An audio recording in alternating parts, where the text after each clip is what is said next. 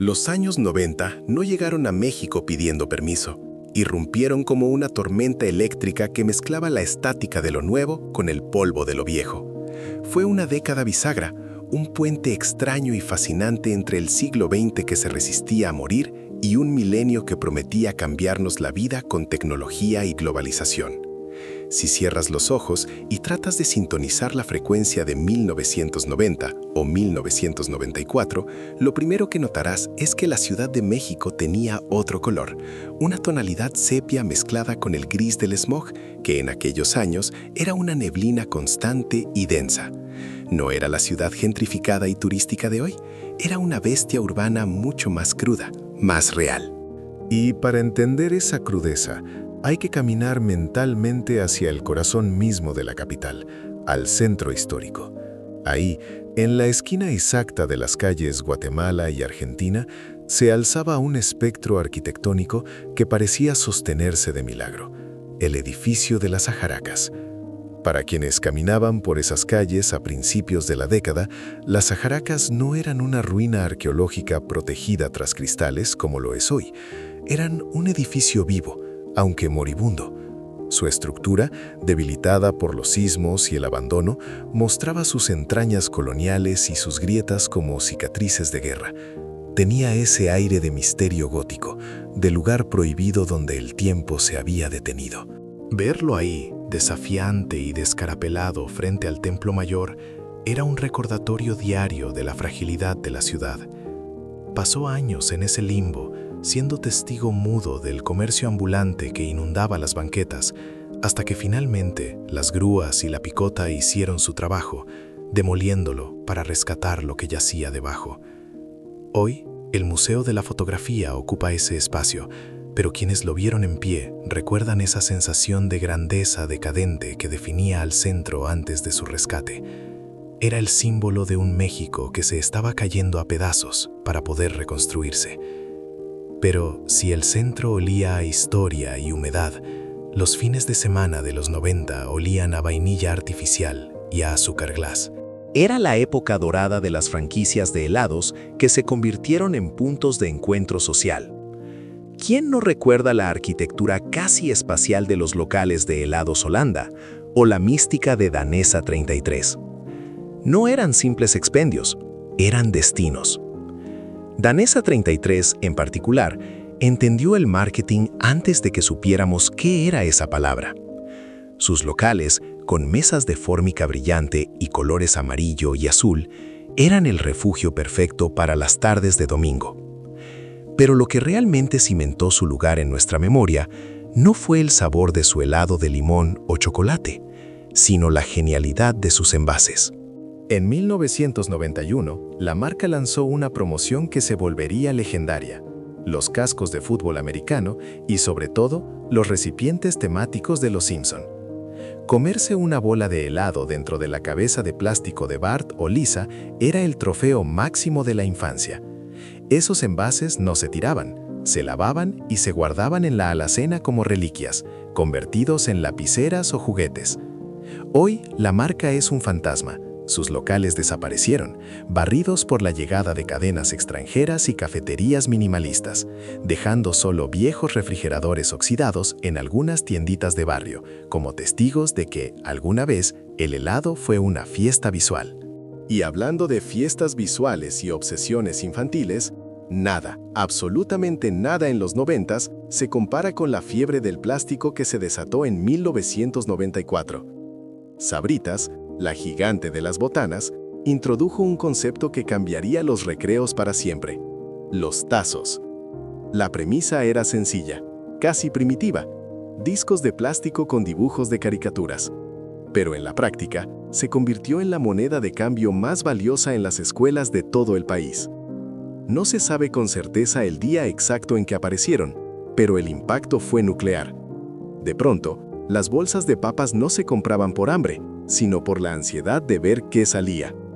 La primera gran colección, protagonizada por los Looney Tunes, desató una locura colectiva. Bugs Bunny, el demonio de Tasmania y el Pato Lucas no eran solo dibujos, eran fichas de poder. El sonido del recreo cambió. Ya no era solo gritos y balones, era el clac seco y rítmico de los tazos golpeando contra el concreto o la tierra apisonada del patio. Se jugaba de a Davis, apostando a la propiedad del tazo, o de a mentis, solo por diversión. Pero la verdadera adrenalina estaba en el riesgo. Ver tu torre de tazos, acumulada con el sacrificio de semanas de domingos, tambalearse ante el tiro maestro de un rival, era una lección temprana sobre la pérdida y la fortuna. La colección evolucionó rápidamente. Llegaron los giratazos, con ese pequeño pivote que los hacía bailar, los supertazos, más gruesos y codiciados, los megatazos y mastertazos, que en la jerarquía del patio escolar equivalían a tener un lingote de oro. Incluso hubo ediciones especiales de los Caballeros del Zodíaco o los Simpson, que hoy se cotizan en Internet como antigüedades. Los tazos no fueron una moda pasajera, fueron el idioma universal de los niños de los 90, una fiebre que nos enseñó a negociar, a cuidar nuestras posesiones, recuerdan los portatazos, esos cilindros de plástico duro, y a entender que la felicidad podía venir dentro de una bolsa llena de aire y grasa.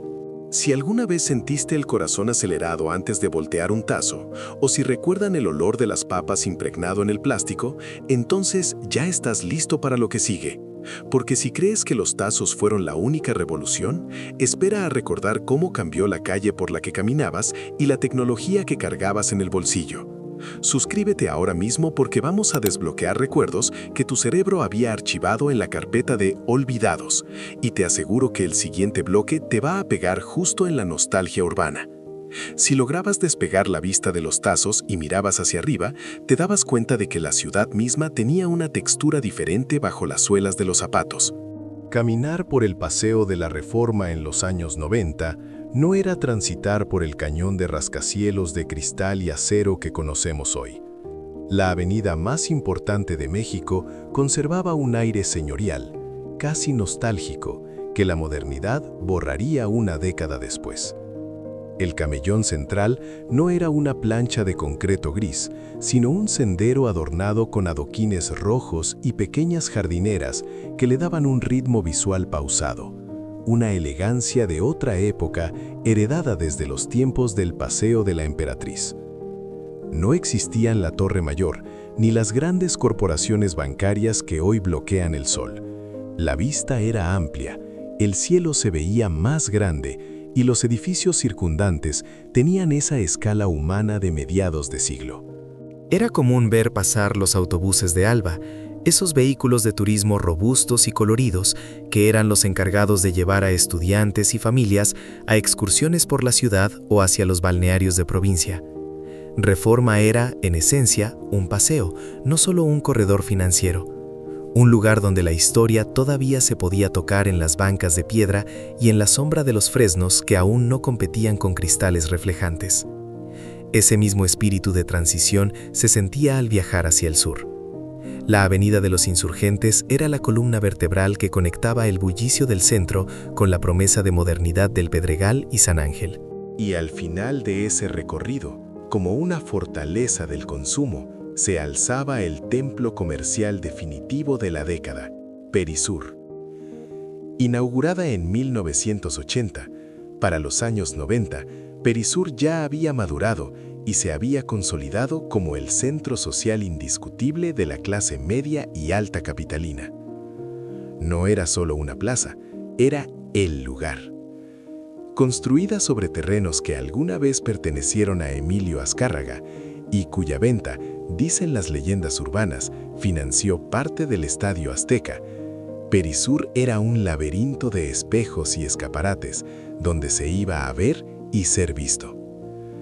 Recordar el Perisur de los 90 es recordar marcas que hoy son fantasmas. Entre los pasillos brillaba el letrero elegante de París-Londres, una tienda departamental que competía con Liverpool y Palacio de Hierro, pero que tenía una aura distinta, más clásica, que finalmente no sobrevivió al cambio de milenio. La plaza contaba con 150 locales y perderse entre ellos era el deporte de fin de semana.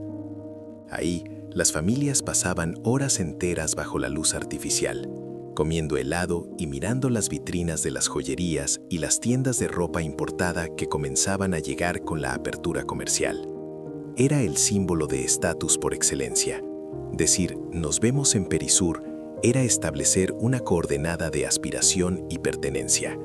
Y hablando de consumo y estatus, había una moneda paralela que circulaba en las carteras de los oficinistas y que definía la economía de la comida corrida y los restaurantes familiares: los vales. Específicamente, los famosos talonarios de ticket restaurante o los vales de despensa de papel. En una época donde las tarjetas de débito no eran tan universales ni confiables, estos libritos de papel de colores pastel eran el salario emocional de la burocracia y la iniciativa privada. Pagar con vales tenía su propio ritual: contar los billetes, arrancarlos del talón con cuidado por la línea punteada. Ese sonido de rasgado es ASMR puro de los 90. Y completar con monedas si la cuenta no cerraba. Muchos de los restaurantes dentro de Perisur o en la zona rosa aceptaban estos papeles como dinero en efectivo. Eran, en cierto modo, los bitcoins de la era analógica, una divisa que aseguraba que al menos la comida del mes estaba cubierta. Pero si la comida alimentaba el cuerpo, el cine alimentaba el alma. Y la experiencia cinematográfica de los 90s fue una montaña rusa de emociones y formatos. Todavía no vivíamos la tiranía absoluta de los complejos multiplexidánticos. Aún sobrevivían algunas de las grandes salas de una sola pantalla. Esos cines inmensos como teatros de ópera, donde ver una película era un acto comunitario masivo. Sin embargo, la década marcó la transición. Consultar la cartelera no se hacía en una app, era un ritual de papel y tinta. Había que comprar el periódico, buscar la sección de espectáculos y mancharse los dedos recorriendo con la vista las letras diminutas para encontrar el horario y la sala. Cine Teresa, Cine Latino, Cine Manacar. ¿Y qué películas nos regaló esa década? Los 90 fueron el tiempo de los grandes blockbusters que definieron nuestra cultura pop. Recordamos la tensión insoportable de El silencio de los inocentes, 1991, que nos enseñó el miedo psicológico. La aventura clásica de Robin Hood, príncipe de los ladrones, con su banda sonora que sonaba en todas las bodas. O la comedia pícara y muy mexicana de La risa en vacaciones, que aunque criticada, llenaba las salas porque reflejaba un humor simple y local. Vimos el renacimiento de la animación con Mulan y la obsesión por lo desconocido con la película de los Expedientes X. Pero nada, absolutamente nada, nos preparó para el fenómeno final de la década: Titanic. Ver Titanic en el cine no fue ver una película, fue asistir a un evento global. Las filas daban vuelta a la manzana. La gente iba a verla 3, 4 veces, llorando colectivamente cuando el barco se hundía. Fue el último gran suspiro del cine como evento masivo, antes de que el streaming y la piratería digital cambiaran las reglas del juego. Sentarse en esas butacas, a veces incómodas, con el olor a palomitas de mantequilla que olían más a mantequilla que ahora, y esperar a que el proyector de cinta de 35 milímetros empezara a rodar, era la magia pura de una década que nos enseñó a soñar en pantalla grande. Al salir de la penumbra del cine, los ojos tenían que ajustarse a otro tipo de resplandor, uno que vibraba con neón y promesa cosmopolita. Si Perisur era la fortaleza del sur, la zona rosa era el corazón palpitante y bohemio del centro de la ciudad. En los 90, caminar por la calle de Florencia o Génova no era transitar por un corredor turístico genérico, era adentrarse en el epicentro de la vida nocturna y cultural de la capital. La zona rosa tenía una personalidad arrolladora, una mezcla extraña y fascinante de intelectualidad, fiesta desenfrenada y consumo aspiracional. Las calles, algunas todavía abiertas al tráfico vehicular lento y ruidoso, eran un desfile de modas improvisado, donde convivían los ejecutivos de la Torre Mayor, que apenas era un sueño en construcción al final de la década, con los punks, los rockeros y las familias que iban a pasear. Era el lugar donde la Ciudad de México jugaba a ser europea, a ser moderna, a ser libre. En medio de ese caleidoscopio urbano había templos gastronómicos que hoy parecen banales, pero que en aquel entonces eran novedades absolutas. Pensemos en el McDonald's. Aunque la franquicia había llegado a mediados de los 80, causando filas kilométricas en el Pedregal, para los 90 se había consolidado como el premio máximo de la semana para cualquier niño. Pero no era el McDonald's minimalista, café y gris de hoy. No, los restaurantes de esa época eran explosiones de color rojo y amarillo, con techos de teja falsa y sobre todo con la presencia física de Ronald McDonald, sentado en una banca de fibra de vidrio en la entrada, esperando la foto. La cajita feliz era el objeto de deseo. La hamburguesa era lo de menos, lo importante era el juguete de plástico de Disney en turno, ya fuera Aladdin, El Rey León o Toy Story, que venía envuelto en ese olor a papas fritas y cartón. Ir a comer ahí, en la sucursal de la Zona Rosa o Polanco, era sentir que uno estaba mordiendo un pedazo del sueño americano, una experiencia de modernidad que se pagaba en nuevos pesos. Sin embargo, para quienes buscaban algo más sofisticado, algo que recordara al viejo mundo, el refugio obligado en la calle de Génova era el Conditori. Este restaurante, con su aire danés y su atmósfera cálida de madera y luz tenue, era el polo opuesto de la comida rápida. Era el lugar de la sobremesa larga, del café vienés y los pasteles que se exhibían como joyas tras vitrinas de cristal. El Conditori tenía un aura de elegancia accesible. Ahí se cerraban negocios, se declaraban amores y se escribían novelas en servilletas de papel. Era un sobreviviente de la Zona Rosa original, la de los artistas y escritores de los 60s, que logró mantenerse digno durante los 90s, hasta que, inevitablemente, la modernización y el cambio de giro de la zona lo borraron del mapa. Ver hoy que su lugar lo ocupa un comercio genérico o una tienda de souvenirs celestial es sentir una punzada de dolor por la pérdida de ese sabor a mantequilla y tradición europea. Y si el Conditori era la calma, el Hard Rock Café era la tormenta perfecta. Ubicado estratégicamente en Campos Elíseos y Reforma, aunque técnicamente Polanco, su espíritu irradiaba hacia toda la vida nocturna de la época. Este lugar definió el concepto de cool en los 90s. No era un bar, era un museo del rock donde se podía comer. La guitarra gigante en la entrada, el Cadillac incrustado en la fachada y las vitrinas con chamarras de Elvis o guitarras de Santana convertían la cena en una peregrinación. Pero lo más importante no era la comida, sino la mercancía. Tener una playera blanca o negra con el logo dorado y las palabras Hard Rock Café Mexico City era un símbolo de estatus inmediato entre los jóvenes. Significaba que habías estado ahí, en el centro de la acción, donde las celebridades de Hollywood y las bandas de rock en español iban a celebrar sus afterparties. El hard rock era ruidoso, caro y absolutamente esencial para entender la década. Su cierre marcó el fin de una era, donde la música y la comida eran un espectáculo indivisible. Toda esta vida social ocurría bajo el ritmo de una banda sonora que era tan ecléctica como la ciudad misma. Mientras caminabas por la Zona Rosa, podías escuchar salir de un auto el grunge depresivo y potente de Nirvana, con Kurt Cobain convirtiéndose en el mártir de la generación X tras su muerte en 1994, y 2 metros más adelante, escuchar el acordeón festivo de Bronco. Porque los 90 en México también fueron la década del movimiento grupero masivo. Lupe Esparza y sus amigos no solo llenaban estadios, llenaban pantallas de cine y hasta tenían su propia historieta. Y en medio de esos dos extremos, florecía el rock en tu idioma, con una banda que capturó la esencia del chilango como nadie, Café Tacuba. Con su Re, 1994, nos enseñaron que se podía ser rockero y folclórico al mismo tiempo. La moda seguía la música. Camisas de franela a cuadros atadas a la cintura, botas industriales tipo Dr. Martens, o bien el sombrero y las botas vaqueras que dejaron de ser exclusivas del campo para invadir las discotecas de la capital.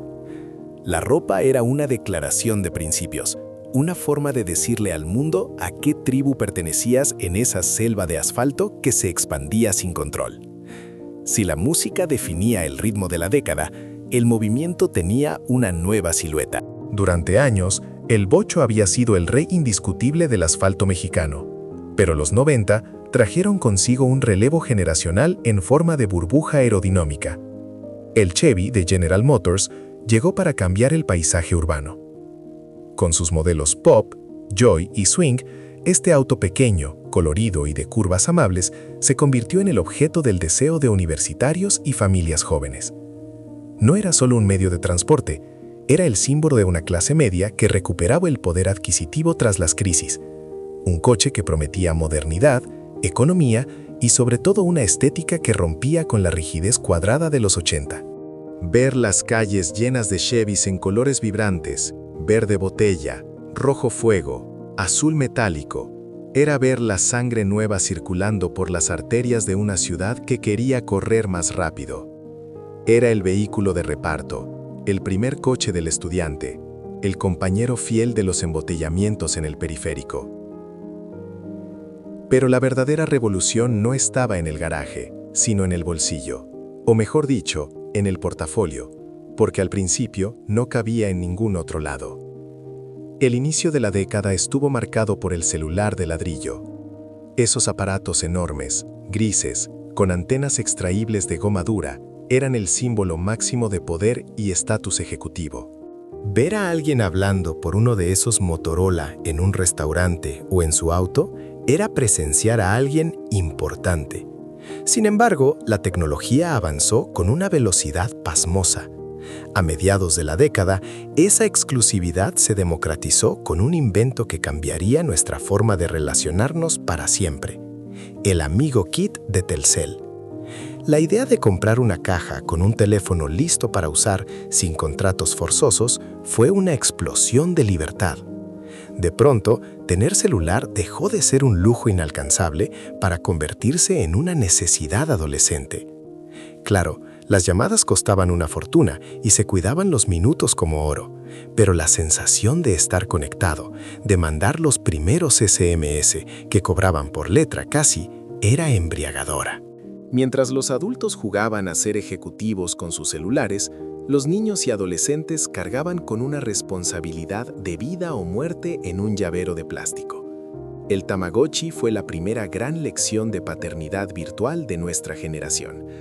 Ese pequeño huevo electrónico con 3 botones y una pantalla monocromática pixelada generaba una ansiedad real.